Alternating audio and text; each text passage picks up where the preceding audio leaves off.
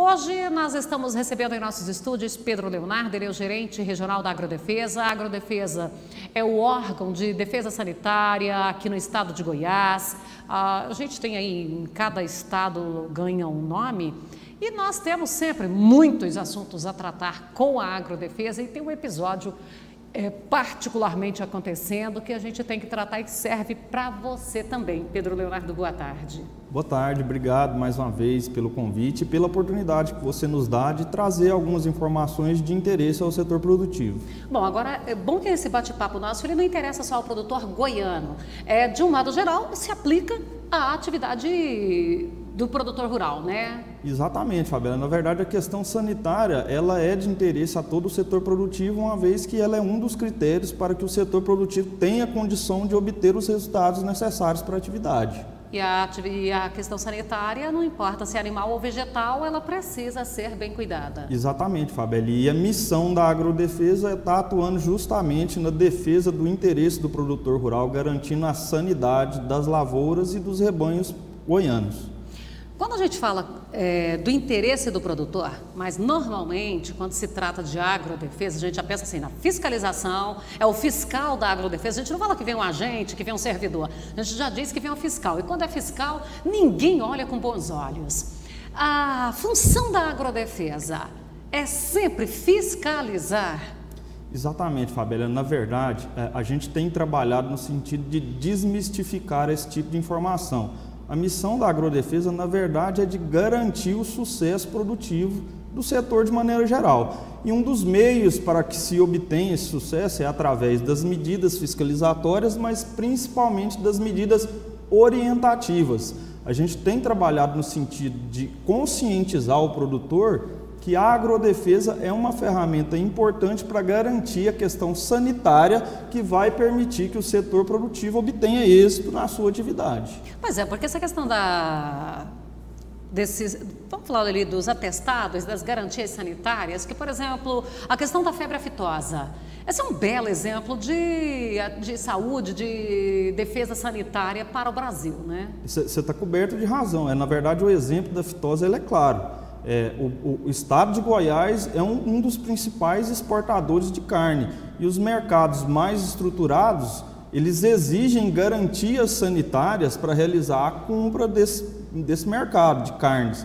E através da agrodefesa que é possível oferecer essas garantias sanitárias que vai permitir o acesso e a competitividade do produto de origem animal que é produzido em Goiás nos mercados mais estruturados, principalmente no mercado externo.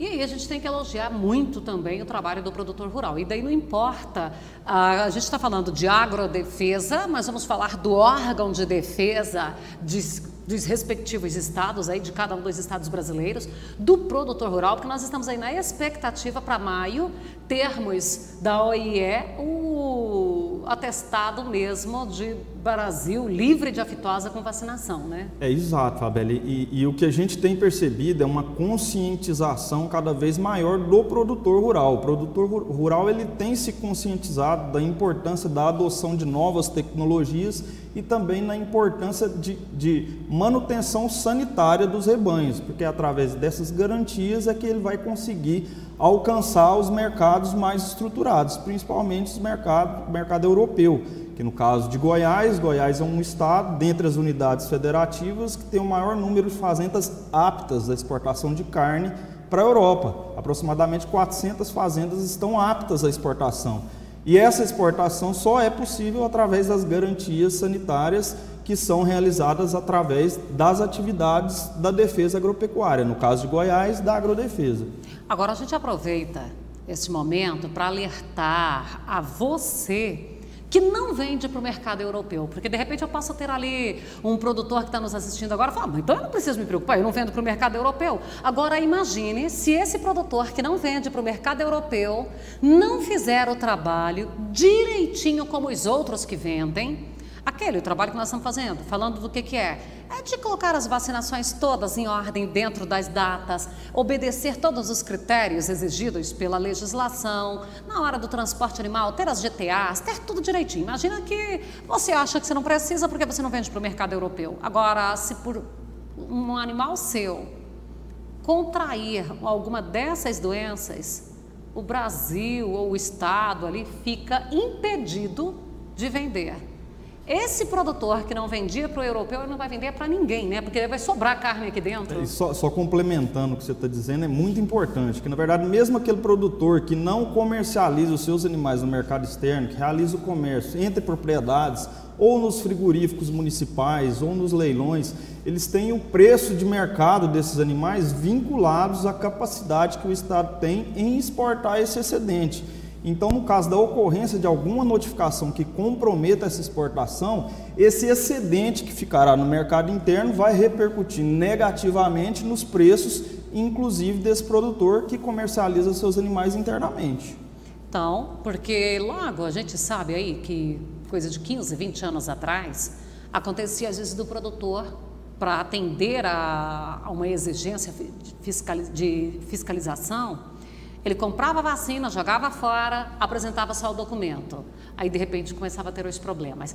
Isso acabou, isso a gente já não vê. Raramente a gente escuta alguma coisa ocorrendo nessa circunstância, mas, é como você falou, a conscientização do produtor, ela está completamente modificada hoje, né, Pedro Leonardo? Exatamente, Fabélia. Na verdade, a gente tem percebido que esse tipo de conduta, ela é cada vez menor.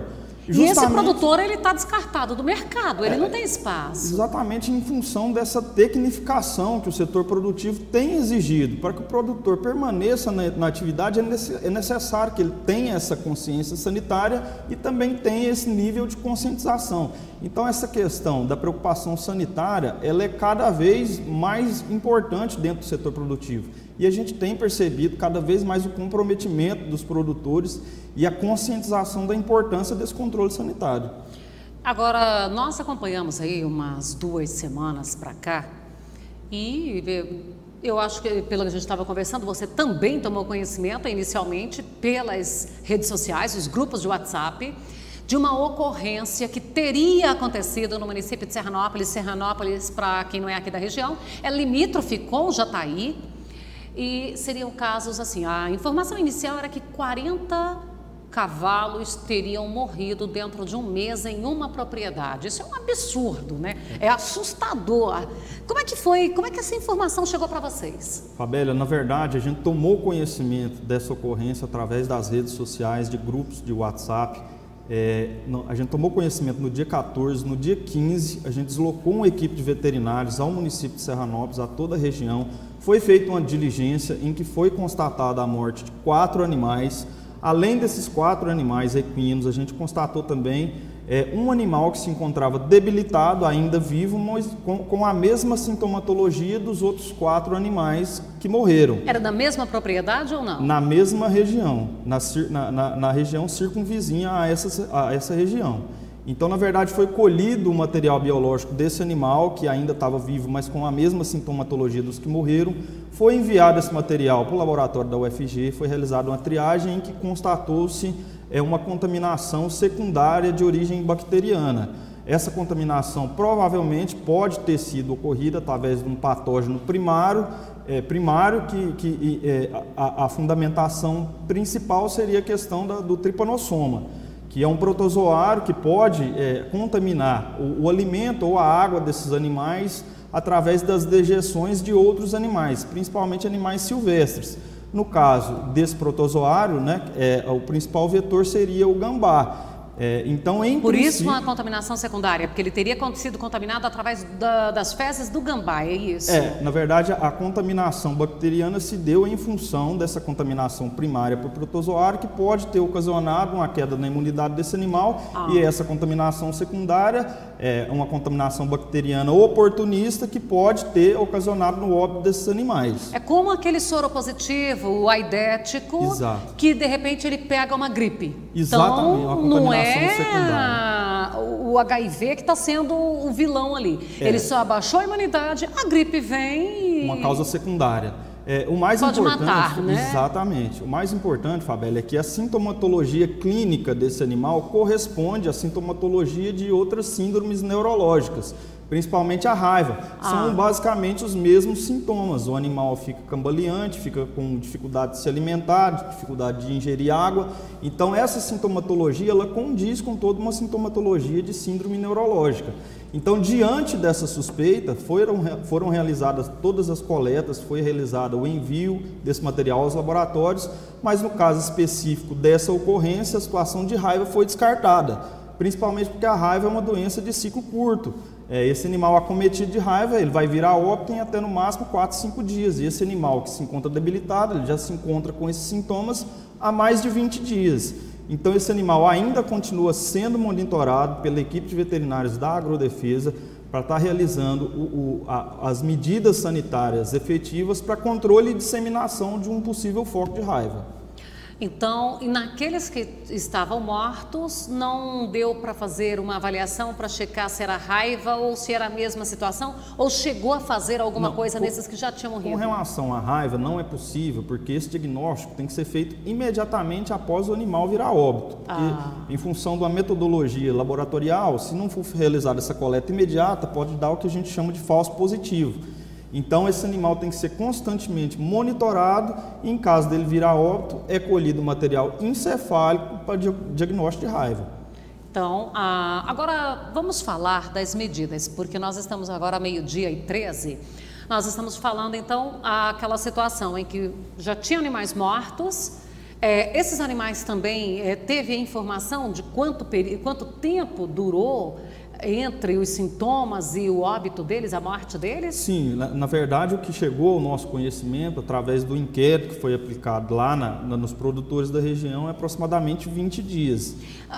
Vamos só amenizar um pouquinho, porque quando fala inquérito dá aquela coisa muito policialesca. É um questionário mesmo que se faz para fazer um levantamento, né? Perguntas ali, que dia que ele ficou doente, que dia que morreu. Exatamente. Agora, não, eu não lembro que dia que ele ficou doente. Bom, mas mais ou menos dá para a gente lembrar, porque foi o dia que eu fui para a escola, o dia que minha mãe veio aqui, meu pai foi embora, enfim, essas datas assim aproximadas, né? Exatamente, Fabeli, e na verdade, o mais importante de tudo isso é que o produtor tem que se conscientizar da necessidade de informar a Agrodefesa se existir em seu domínio algum animal que está apresentando algum tipo de sintomatologia de alguma doença.